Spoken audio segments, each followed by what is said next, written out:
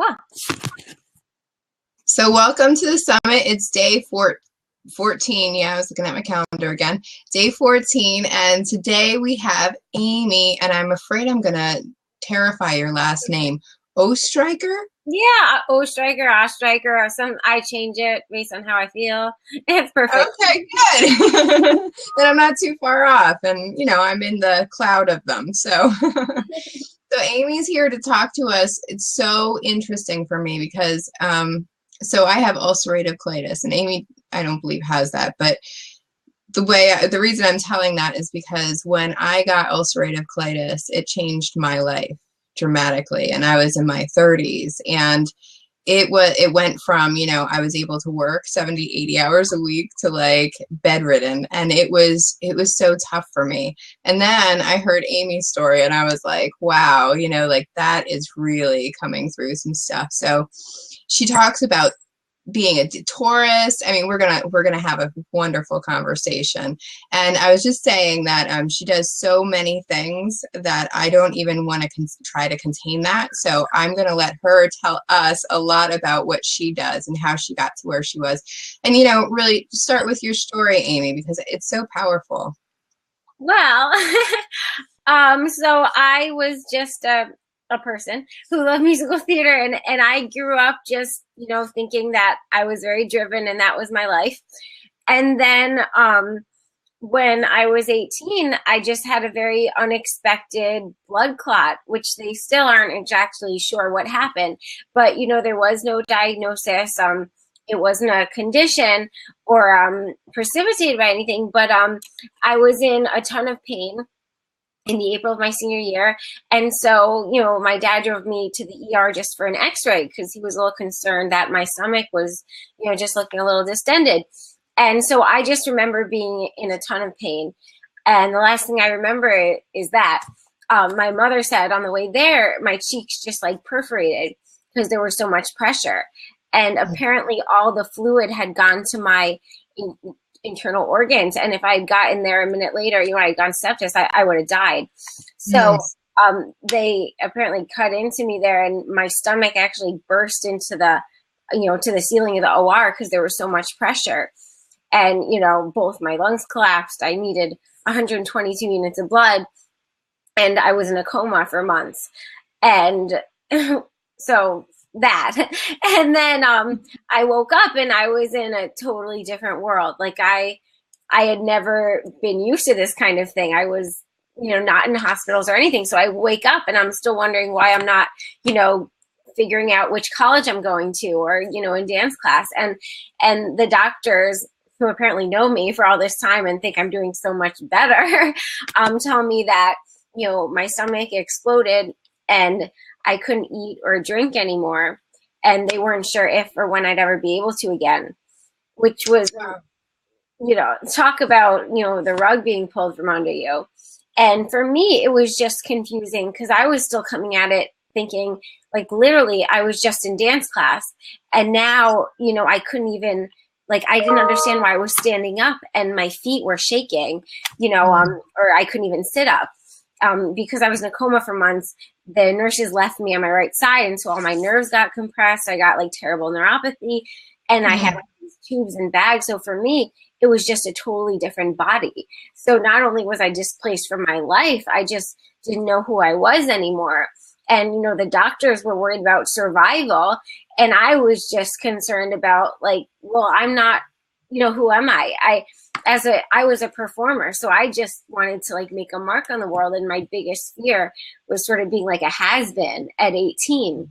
So it was a very scary time. I mean, luckily I have the most supportive family in the world. I had 3 brothers like living in the ICU with me, and my parents. So that really helped me. But I think what helped me is because I never identified with being like a patient before, and I didn't want to feel victimized, because for me, I've always been like a very type A productive person. And like if I felt victimized, or even if I got depressed, I would be depressed for a little bit, then I would just get really anxious, like I'm not getting anything done. Like I was determined to do something after this. I couldn't fathom any other way. For me, surviving was, having a life force and not just being alive. So I just sort of acted like I was healthy and did what I could. A month after being discharged from the hospital, I tried out for a local musical and got the lead. And I was, when I was discharged from the hospital, I still couldn't eat or drink, which was torture, not even being able to have like water from a sink. But to get my mind through, I just constantly just did what I remembered, doing before, training for, singing and creating and writing. And it was also a way to cope, to distract myself. And I just let creativity sort of be my best friend. Like I was so obsessed with food because I couldn't have it. I ended up really liking to have an excuse to go like to Stop and Shop and buy candy. So I ended up starting an actual chocolate business that ended up shipping to like states throughout the country. And for me, this is one thing people never get. They're like, well, how could you be around food? And why'd you always want to, talk about it if you couldn't have it? Well, like, you really become obsessed with what you can't have. And then you realize that food is a very human thing. It's a physical thing. We feel it in our body. It's social. It connects us to people. So I didn't feel human for, it turned into 6 of the past 10 years, not being able to eat or drink anything. So, I just. For 10 years? I'm sorry to interrupt. You said for 10 years you weren't able to eat or drink? No. 6 of the past 10 years. It was 3.5 years initially. And then I forget which surgery, but it was, I think my 13th surgery was a 19-hour surgery to hook me all back up. And that worked for a bit, but because my anatomy is, as one surgeon fondly called it, like boiled spaghetti, I flew out to California and my wound just exploded. I had to be air back. And what I learned is that healing is not a straight path and healing doesn't happen overnight. In a way, being in a coma was like the easiest thing because I didn't have to be there. And that was really a metaphor I learned from my life. Like in life, to heal, you can't just, zone out. You gotta, feel the fear and do it anyway. You have to feel your emotions and be with it, because I see that until I was able to, really be with all those terrible feelings that I was feeling and not run away from them, I couldn't move on. And it was interesting because my first bite of food ever, after all of those years, I just expected to be happy and like, yes, I can eat again. But I guess I didn't realize that I had just numbed myself for years to get through. And when I started eating again, all of a sudden I was feeling all this anger and emotion and pain. I was sexually abused as a teenager, which I shut out. Now I was thinking of that again.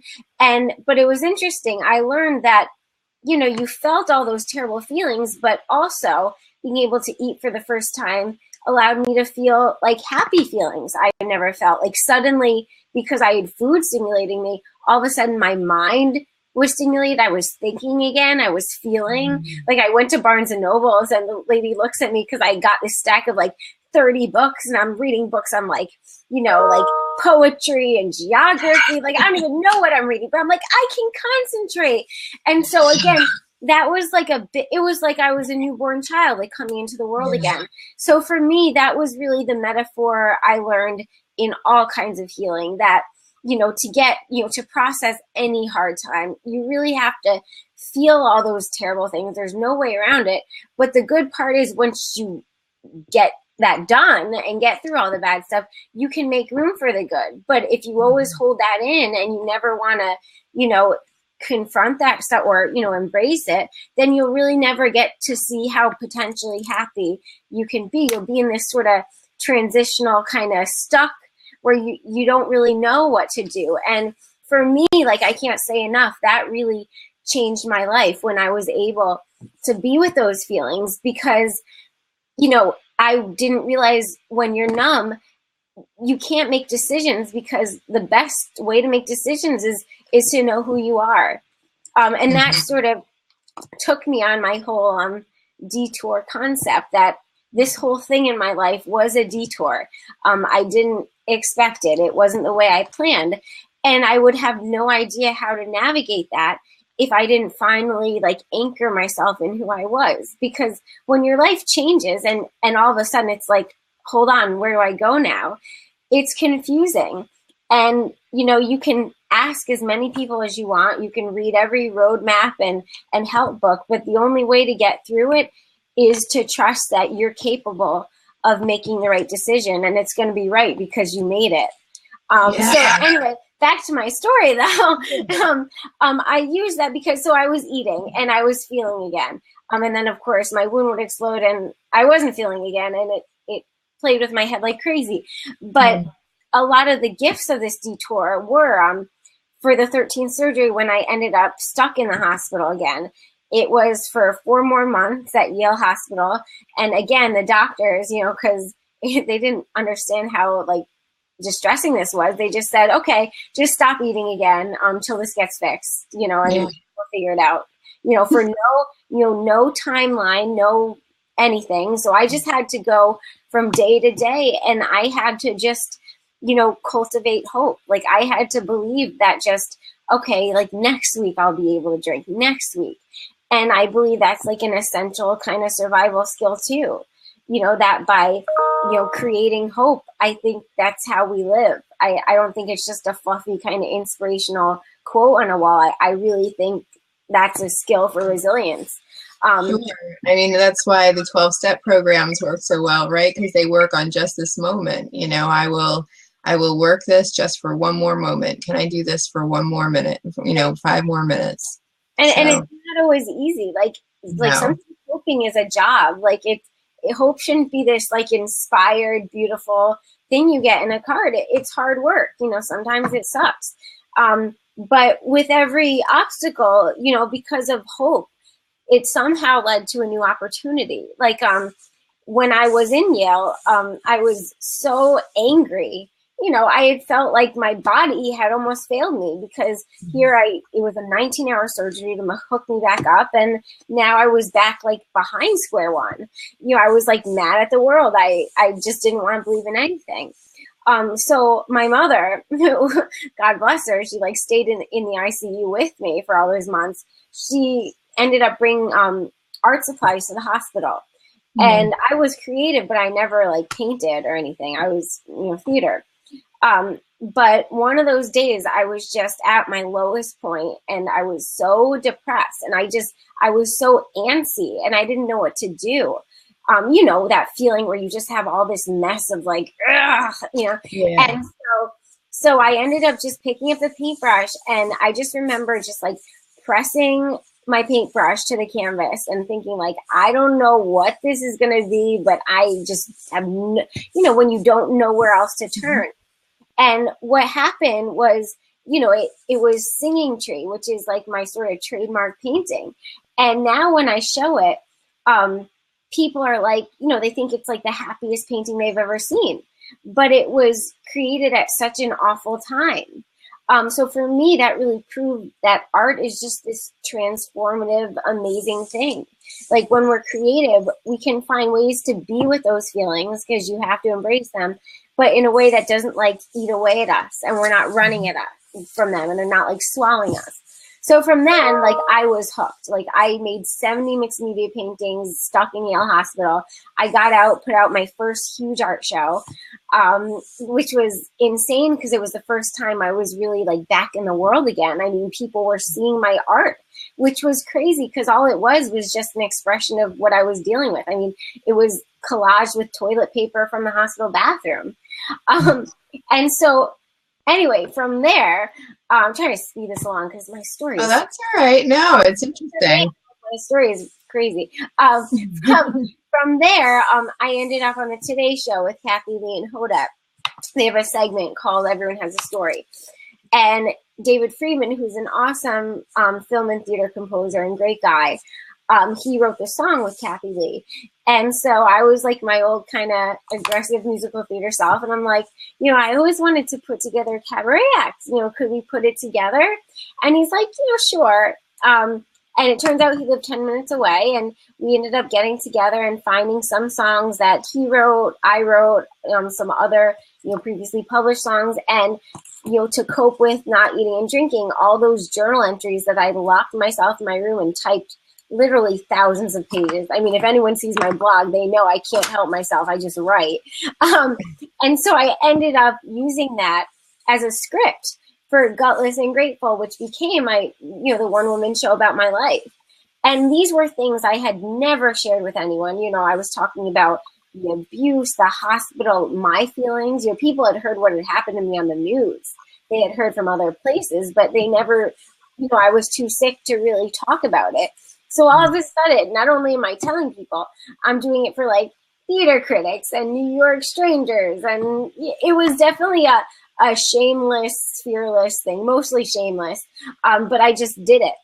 And what I didn't expect was how people would be so affected by my story, not just because it was inspiring, but people could relate to it. Like, it was a detour in my life.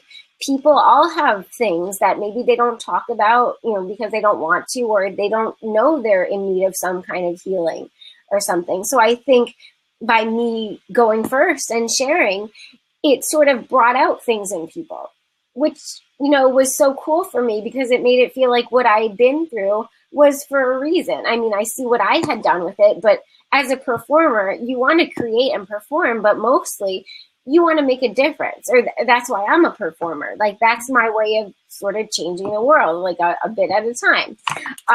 So I did that, and I was like on top of the world. I felt like, I had conquered my story. I'm on top, like, I'm done. And so the week after, I decided to have my first elective surgery ever. It was my 27th surgery, and I'm like, I have this ostomy bag. People are telling me maybe it could get reversed. And so, my family was really, supportive and thinking we could do this. And so I did it. And it was a total disaster. It was 3 emergency surgeries in 8 days. And it was just, lost 30 pounds. And it just did way more. And I still have, 3 years later, I still have an open wound that, I have a doctor's appointment next week. We're still trying to find answers. It's not a very fun way to live. But the reason why I'm so open about that, and, it was a hard thing. I felt guilty, people after sexual abuse, like me, felt a lot of shame that they didn't deserve, it was my fault. I know it wasn't my fault, but I feel like this was the first one I chose. And, for a while I struggled, I wish if I didn't do this, and how many times have we in life said, if this didn't happen. And so I was aware of that kind of path my head was going. And I know from the past that whenever we get in that place, what good does it do? It's self-defeating and it keeps us stuck. And again, maybe it's my type A. I must be purposeful, but I didn't want to be stuck. So I used my kind of shameless thing. And I said, I'm just going to go big or go home. So from the hospital, and again, I was stuck in the hospital for months and I couldn't eat or drink again. With a catheter and an open wound and terrible. I called a theater in New York and booked 2 different runs of Gutless and Grateful for a year from now, because I was thinking, if I have a deadline in my head, then I'll be ready. It's a really big risk. 2, I'm like, you know what? I'm going to apply to college again. So I applied at 25. And then the third one was, and this came out of just an emotional desperation.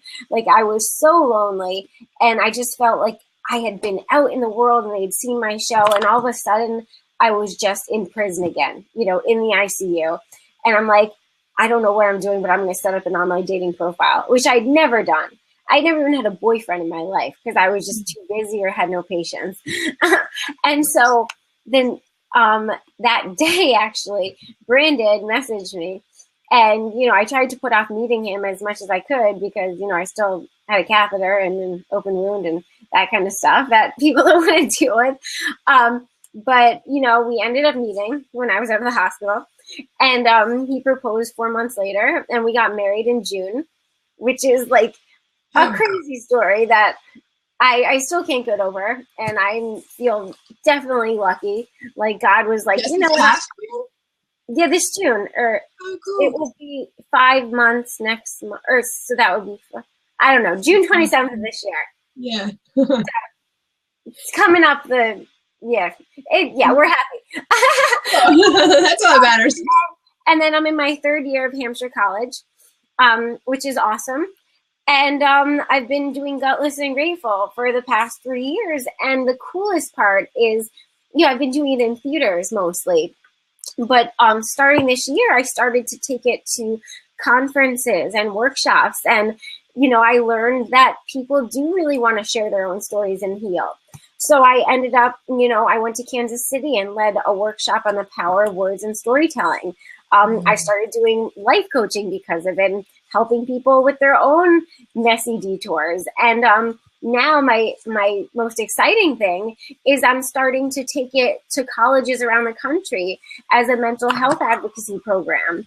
I call it like a keynote combining mental health advocacy, a sexual assault awareness, and Broadway theater. And, I'm giving them tools to make their own resiliency toolbox because, especially college is a crazy transition year. And anyone needs to know how to cope when life just doesn't go exactly like we planned. And from there, I'm going to make a big announcement now, but I'm pretty sure I'm going to be able to go. I'm looking into crowdfunding right now, but I've just been accepted into the International Disability Conference in Honolulu in April.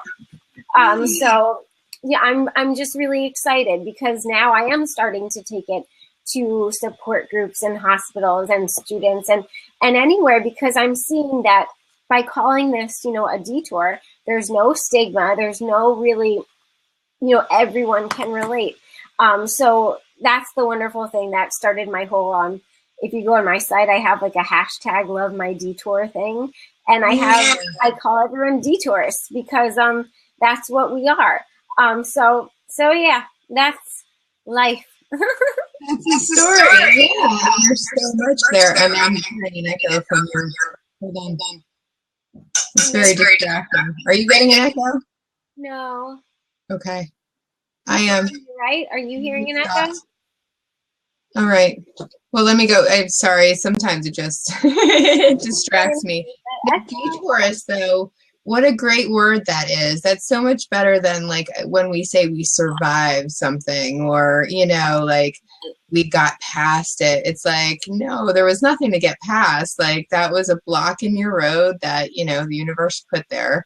And your challenge was to find a way around it, to find a life that you still could enjoy and you loved. And I can completely understand I can't completely understand how you felt. I can empathize with what you said about when you don't eat and drink, that it can, be affecting your brain greatly, because I know I struggle with food and definitely not in the same way, but I don't like food that much, especially like when I'm sick, I don't want to eat. And yet I have to eat something or else I start going into that crazy space where it's like a spiral down to depression because I don't have all of that. So I'm so amazed that you were able to. And now today, do you eat and drink today? But I was going to say that, think about like when you just miss a meal or when like, you're trying to get lunch and you're starving, like you become like irritable. It's hard to concentrate. So I just had to stay in that stagnant place. I mean, I'm actually working on putting a book together and I'm going through all my old journal entries and I'm typing and typing like crazy. And it's in just this manic kind of just to get through. I mean, because it was, again, no timeline for years. And I literally left the blinds closed and would just, type to make the day pass, just to shut out stimulation. And there's a blog post on my site called How Pizza Changed My Life. Because I remember having a bite of pizza first time, and I called my brother, and I'm like, Jeff, like you don't get it. Like I have pizza. That means like I could go out with friends, and we could be like, hey, let's have a pizza party, or I could go on a date, and I could be like, oh, let's get pizza, or we could be like, TV, and we'd be like, you want to order pizza? Like for me, it was this whole world, and I was like a 2-year-old, like talking about like my first day at school. But now, to answer your question, I can eat, which is a great thing. But because every time I have a surgery, it takes out a little more of my wonderful intestine, I only absorb about 20%. So, I mean, you look at me and I'm pretty small, but if you saw what I eat, your jaw would drop. Like I literally I go food shopping, and my husband carries around a big backpack of food that I finish by the time I'm shopping. And for a while, they all thought I was shoplifting until like they knew me. And I'm just like, no, by the time I finish, because I guess I have to remember, oh, normal people don't go through like 2,000 calories by the time they do a shopping trip. But to answer your question, I don't stop eating. Like this time that we're going to talk, by the time we finish, this will have felt like 50 hours for me. Oh, wow. So it's hard because like I just don't get full and I don't have hunger cues, so I just eat and eat and eat. And so it's like from one extreme to the other. How crazy. So, you know, if this wound does get healed and like I can finally like normalize myself, I'm gonna need like an eating coach or something to tell me about like mindful eating and stuff, because I'm just gonna put stuff in my mouth right now. Come back to me and I'll help you with that, Amy. I'll help you with that, Amy. No problem. I'm like, thank God I don't need a diet, because I have willpower in every other area, but you know, food, you know, just tell my checkbook. But I love it. Yeah, that's crazy how you went from one to the other. So, and I find it. And actually, let me just say one thing. Besides the chocolate business, and people think I'm crazy for this, but to cope with not eating and drinking when it got really bad, I became an obsessive cook. And every day I'd make these crazy meals for my family just to smell things and feel things, and even my dogs. So if you go way, way back to my blog archives, like, and this is why like this blog means so much to me, from like 2011 and stuff like that. I mean, you'll want to cry, because you'll see all these beautiful pictures of food, and it's like day 42, day 43, day 65. And even my husband was looking at that, and it's like, that's so sad. But, you know, for me, it was how to get through. And I'm like, this shepherd's pie looks amazing. One day I'll be able to eat it. My family really liked it. Anyway. But that's awesome, because it kind of, it worked for you. You know what I mean? And I think that that's what we all have to really keep in mind, is what works for us. You know, maybe for somebody else that wouldn't work. Maybe that would be too tempting, you know? But I think that that's like the important thing here is, you know, the detour is just allowing you to learn another way to live like you know, and the only guy for that is you. It's true. As corny as that is, I mean, I seriously learned that, which is why like I'm happy to be sharing it, because you know what, if it takes an extreme example to hit the point home, then fine. But the reason I'm telling my story all the time is not to be like, oh, what an inspirational story. I'm really trying to empower people that, you know, I had the most crazy circumstances, and I had doctors, you know, one doctor who I love now, but we call them Dr. Doom, because he was like, you know, a lot of the doctors, which is why I want to take my show to healthcare professionals and stuff. But, you know, they had the very kind of scientific thinking that like, why are you spending all this time on like creativity, or, you know, until your vitals get better, this is how it is. Or they would not understand why I was starving because I had 3,000 calories of IV nutrition, as if like food had no psychological component at all. Emotional, yeah. Exactly. So, which is why I'm saying the only way you can get through any kind of change in your life is by knowing what you're about. And if you're looking for like a quick step to that, this is my answer actually. And I learned this after my 27th surgery, a few months in to the hospital. I just started making a gratitude list with my mother. Every night we'd label a page from A to Z, and it was really hard, because especially it might be hard coming up with A to Z, but it's even harder when you know that part of you where you want to be mad and you're like, no, I'm not going to be happy. I'm not, you know, this sucks. And it was really hard, because sometimes you need to be angry. So what I say to that is get out the anger in something creative or expressive, whether it's like hitting something, or like for me, even just like doodling, and find a healthy way to definitely don't suppress it, but, you know, express it in some kind of creative way or communicate it. But then after that's all done, because you don't want to bring that into your gratitude list, start it. Mm-hmm. And like, even if you can only fill out a few letters, it's like, you know, for the gym, it's like, oh, if I do 10 minutes, maybe I'll get into the spirit. And the reason why that helped me is, besides giving me just a positive spin on things and, you know, making my head think a little bit differently, gratitude, I realized through doing it, when you know what you're grateful for, you know what you're about. Mm. And when you know what you're about and your values, then those can tell you which way to go, and nothing else can. You can get all the opinions and coaching in the world, but you're the only one that's going to know which way to go. And really, the only way to go is down wherever that detour goes. But the hard part I learned is trusting that just keeping going with your own decisions is going to be something. And that's why I call it like Why Not Wednesdays, because the internet loves alliteration and stuff. But I have a detourist do a guest blog about a detour in their life and how they trusted it and followed it. And by trusting it, it made them who they are and made their life richer or better. And so for me, like, it's amazing to see these other like detours following and seeing what their life has turned into. And again, every path is different, and no one can tell each other how to go. But I feel that the more stories we hear of these, the more empowered we are to have that trust that, you know what, I don't know what I'm capable of until I go through. So I'm just going to trust, and eventually I'll prove myself that I'm capable. And so if you look at my feature, you'll see so far 6 really capable people. And so I really feel that by hearing these stories, even if we're not ready to make that big move or keep going, we're sort of planting that seed in other people's head. And when they're ready to get to that point, because, you know, we can be our own kind of biggest critic, that we can tell ourselves, no, you know, I'm not going to do it. I'm too mad, or I'm too scared, or I'm not this. But I feel like eventually, because no one can make people change until they change themselves, I feel like eventually people come to that point when they realize I'm stuck and this isn't fun. You know, that, okay, I can do a little something. Right. For me, I know, I mean, look at my story. My stomach exploded. You know, I could tell you 10 million reasons why I shouldn't do anything with my life.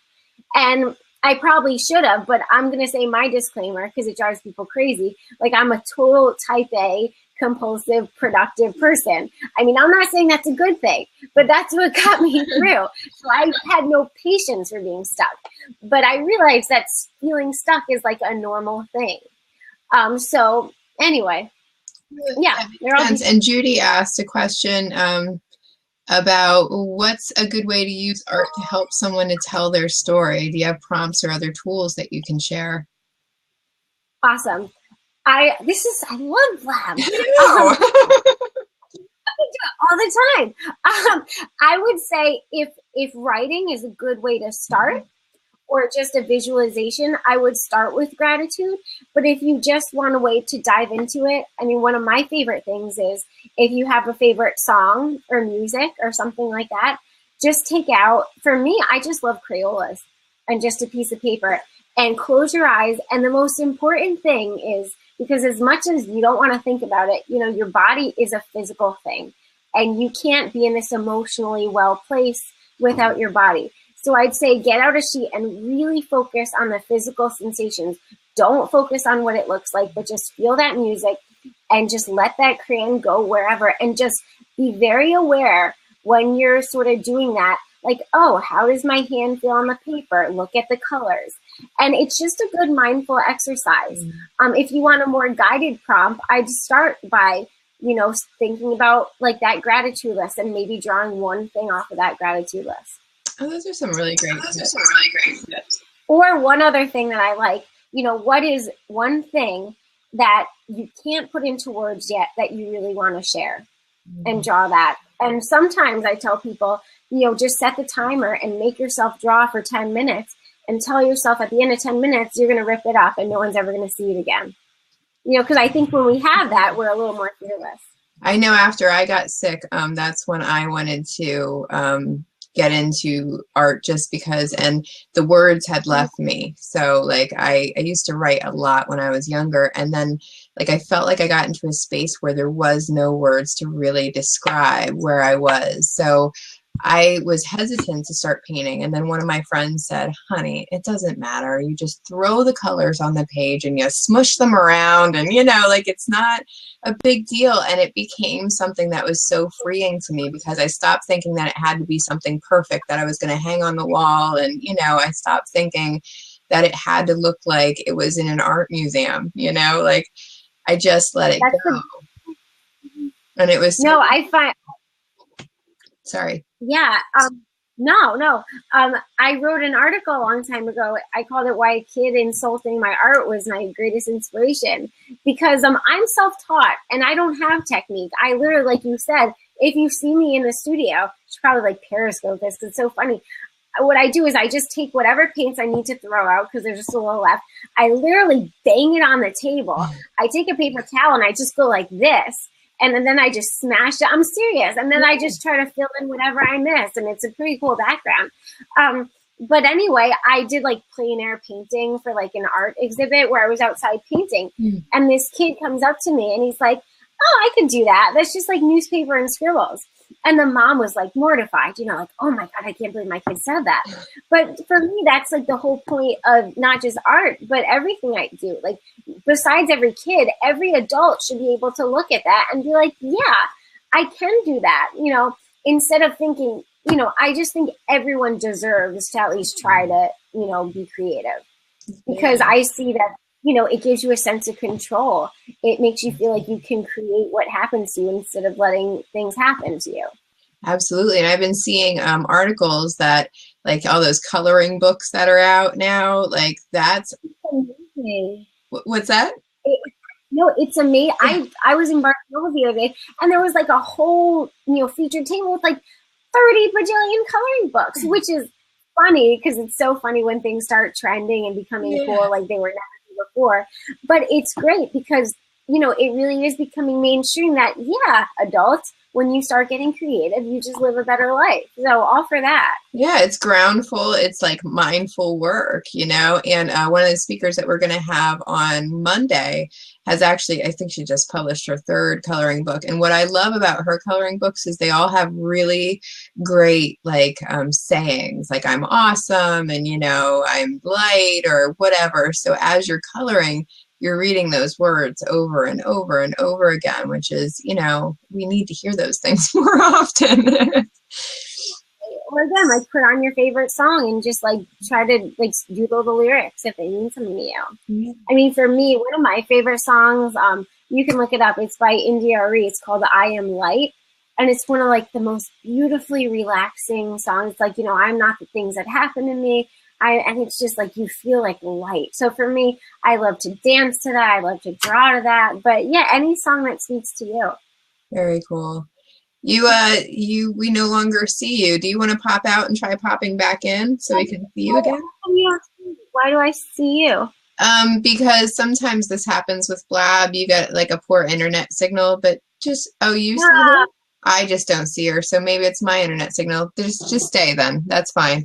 It'll probably be recorded as it is. So. I gotta tell you, this is dangerous for like an actor theater ham. I'm gonna be on Blab all the time, even when no one's on. I'm just gonna be like, hey, I'm blabbing. I know. I love the Blab because it is like that. It's very conversational. I have a lot of people who are like, oh, do you have a list of questions? Some places give me a script and stuff, and I'm like, no, I don't work that way.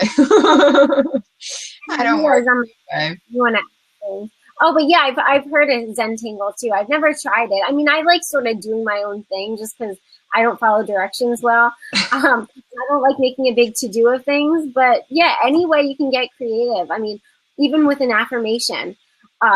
One of my favorite affirmations is I breathe in experience, I breathe out art. Because, I can do that anywhere. And it's a way for me to really get grounded and just breathe in everything around me. And then whatever I breathe out is like inspired. And then from there, it's whatever you want that moves you. Oh, those little bubbles. Does that mean applause? Yeah, okay. You're getting applause. Isn't that great? Can I get a standing ovation? No, okay. I'll stop. I'll sing that for the stage. That's how she expects it. Yeah, I don't follow the rules. It ends up being. Yes. Yeah. Great, Blab. We have an autoimmune.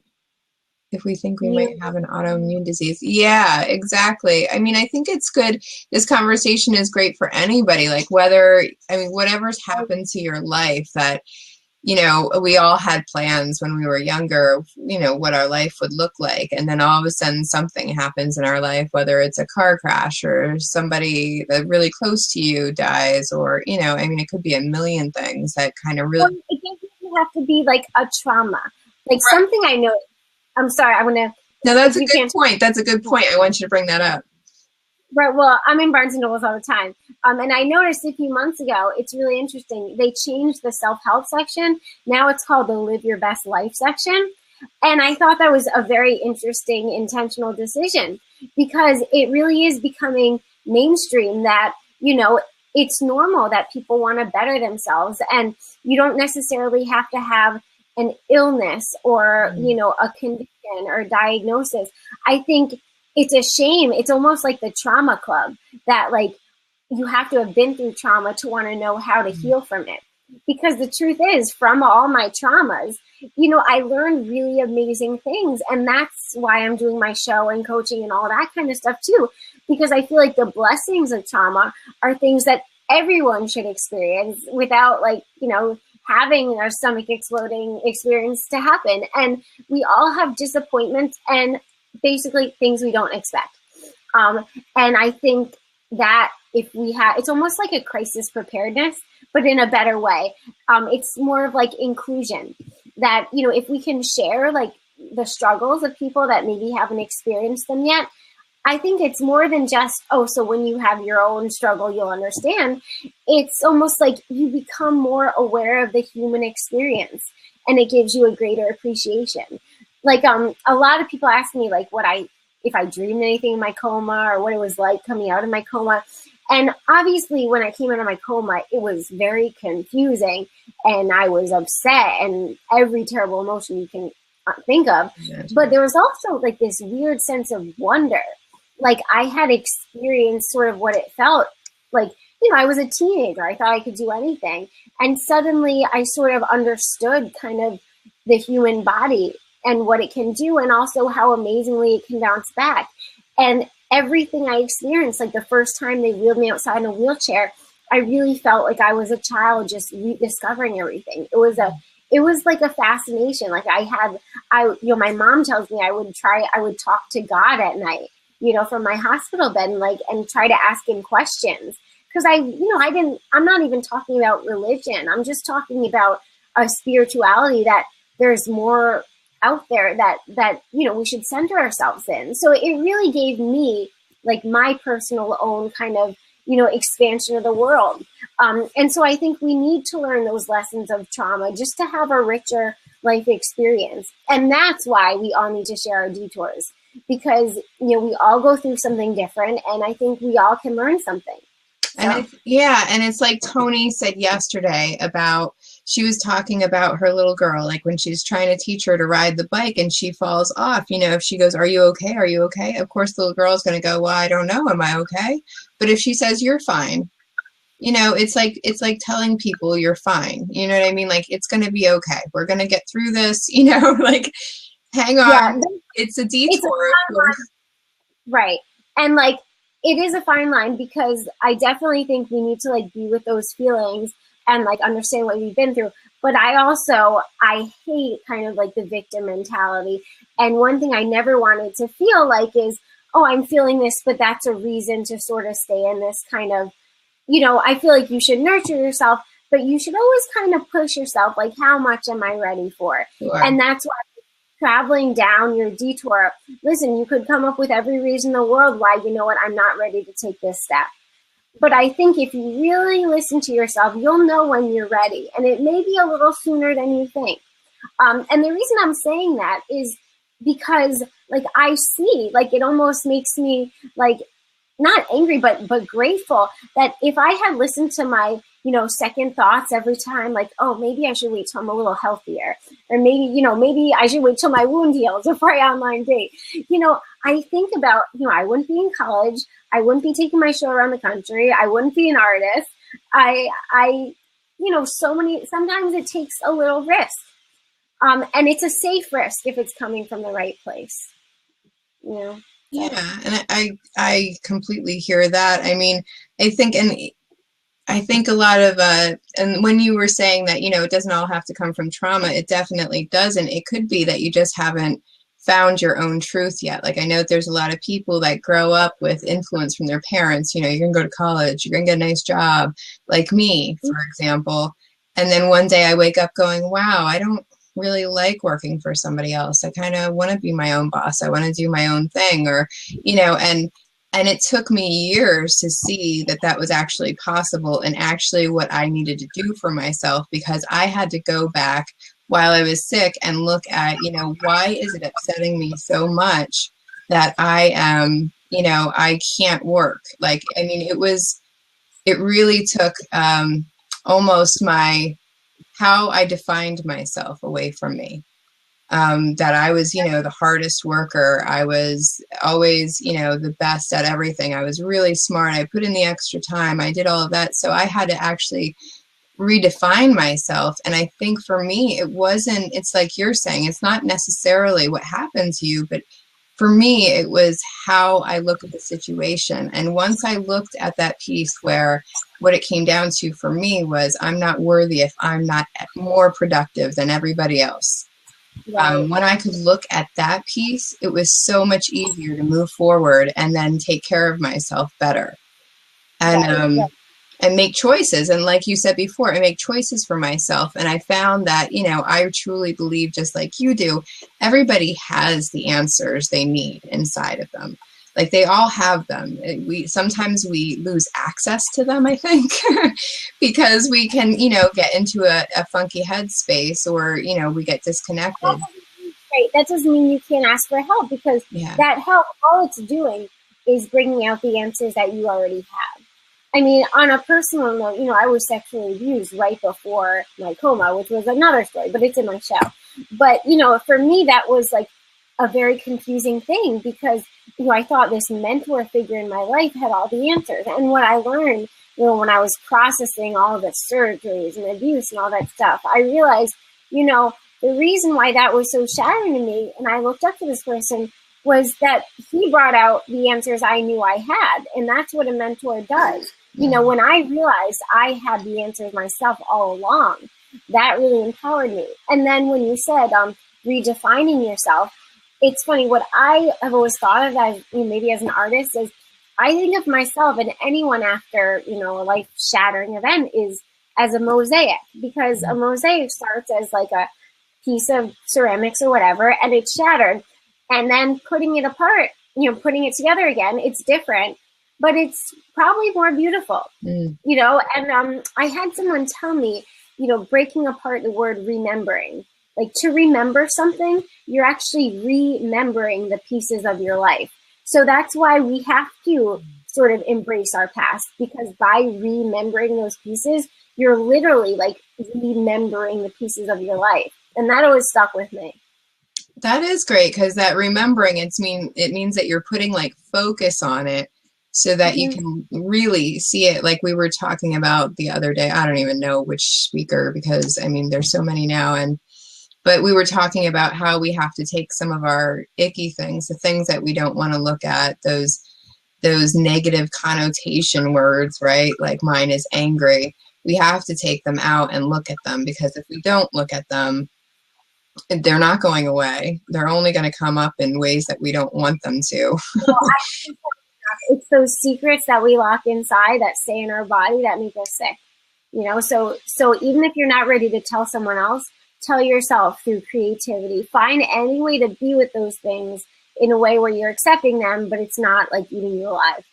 Definitely. Absolutely. Absolutely. And I think sometimes when we actually take the time to sit with it and look at it, it's not so much of like, it's not so scary anymore. I think when we actually take the time to look at them and really define them and look at them objectively, right? Not like we're supposed to be perfect. I mean, and there's gifts to all those flaws too. I mean, it's not like there's not gifts to being angry. There are gifts to being angry. There's gifts to being a type A. There may be problems with it too, of course, but I mean, I'm a type A, and there's gifts to being a type A. So, I mean, these things that we don't want to see, they have gifts for us too. So to just completely deny them is not using them to their full power.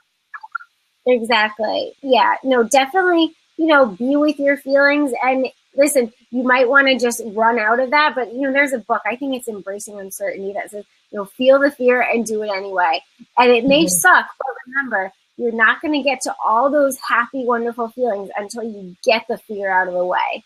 And then it becomes your friend. Then it's like your creative ally. Then you can really be Yeah. like a artist and work with that. I mean, And hell, that's why, look at my paintings. There's a teardrop in every one. I mean, my teardrop is my inspiration. So yeah. And I forgot what I was going to say a second ago, but that sorry. happens. It's Blab. No, it's not you. It's Oh my God, Blab. making last time. Yeah. The worst part was when I had a ventilator and I just couldn't talk. And then the first time they took it off, I talked so much I used up all my oxygen and they had to put me right back on. So that's my sick girl excuse. I'm making up for lost time. Hey, whatever helps you. You can do whatever you want. Why not? But the hour is almost over. I'm looking over here. So Travel Laugh Love said, he's redefined himself so much. Is it he or she? I'm sorry, I can't see the picture. It's so tiny. My eyes have gotten so old.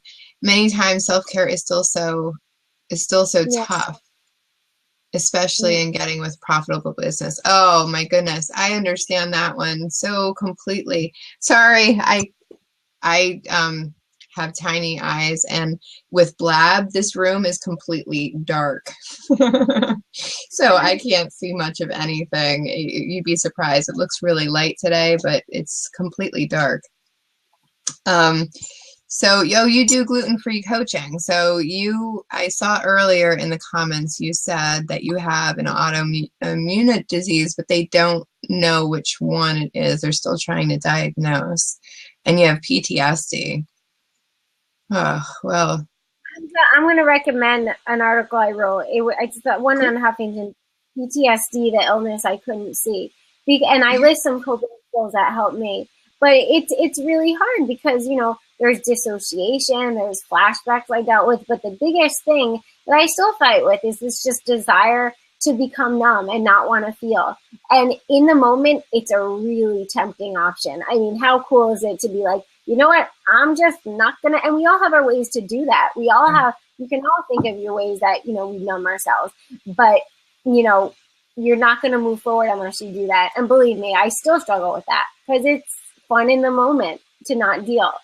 Yeah, we talked about that on Tuesday when Kristen Moyer was on she was talking about addiction and how that could be anything, like attachment to anything that's not serving you, basically. And so, there's attachment to a lot of things, right? I mean, that's why a lot of people do drugs, right? Or drink a lot, is so that they can kind of numb that and they don't have to think about it. And I promise you, it doesn't help it go away. You can't ignore it. I did my show at a benefit for the Eating Recovery Foundation of Colorado for eating disorders. Because, that's another, way we cope by, having body image issues and things like that. I mean, there are so many ways we numb ourselves. And I think I get it, but I think it's a shame to cheat ourselves from the human experience. So, anything we can do to get through that is, worth it. You're worth it. And Travel Laugh Love is asking if either of us are ever in New York City. I am outside of Philadelphia, so I do go to New York maybe once a month or once every other month. I did my show in New York for 2 years, and I'm in and out.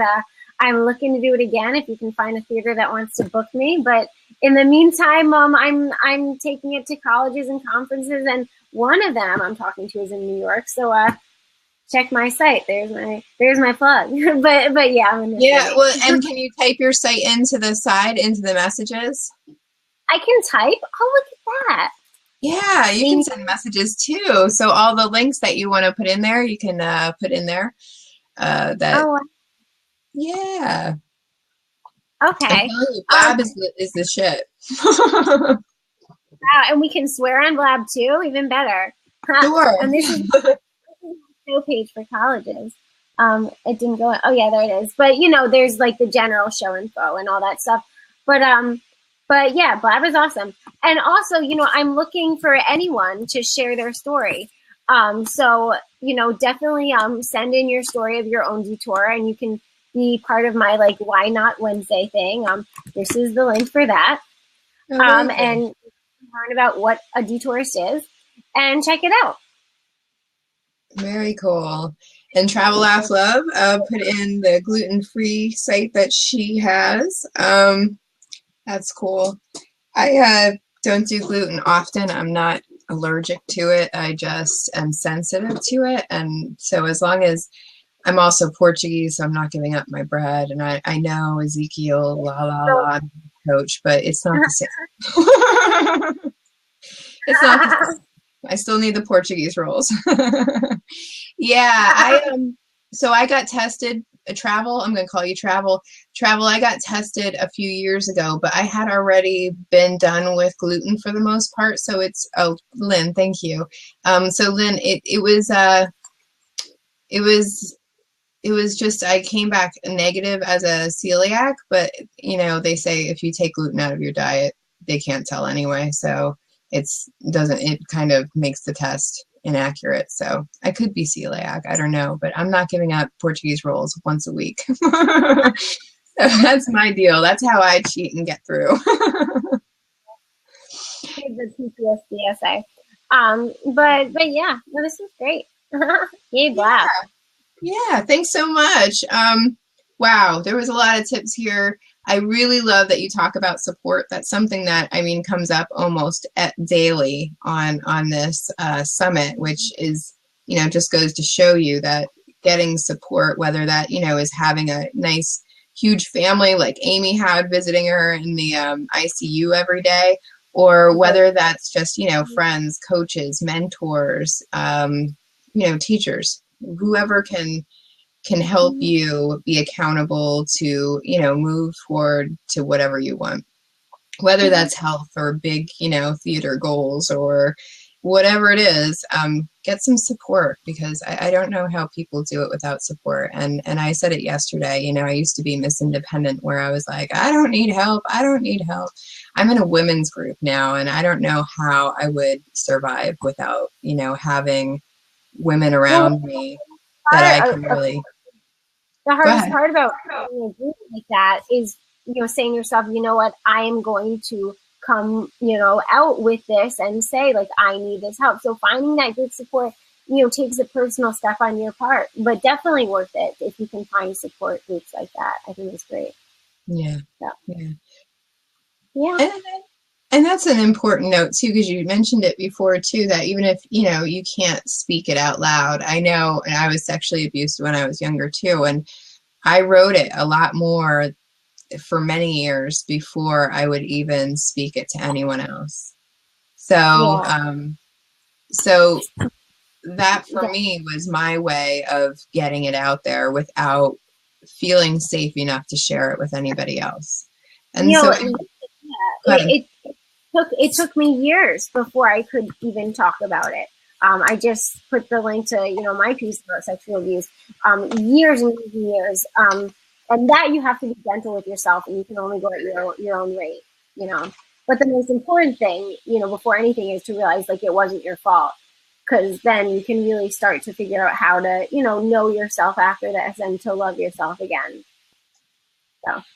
And that's what it all comes down to. I mean, when it comes down to health, it's about it. You know, the first step is to really care about yourself. You know, so often we put ourselves last, and maybe that's something we learned, or, you know, however we learn to get along. But when you really start focusing on you, it sounds so selfish, but it really isn't, because if you're not happy, if you're not feeling good, if you're not healthy, you're not really helping anybody else. I know I was the martyr. Like, I felt like the martyr, you know what I mean? And my family didn't want me to feel like a martyr. So, I mean, I needed to take care of myself. And then now that I do that, you know, I'm nicer around my family. I'm not so naggy all the time, you know. Like, it really, it serves them better than it does, you know, than sometimes it even does me. Right, definitely. I agree. You know, you're not likable if you don't like yourself. It's true.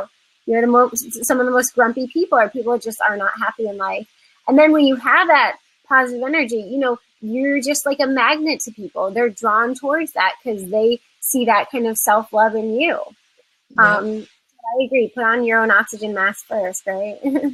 And that's Yeah. how Tony Robbins gets everybody to drink the Kool-Aid, right? I mean, how exciting and like energetic and happy is that guy? Like everybody's like, okay, fine, I'll walk over fire. Like, Yeah.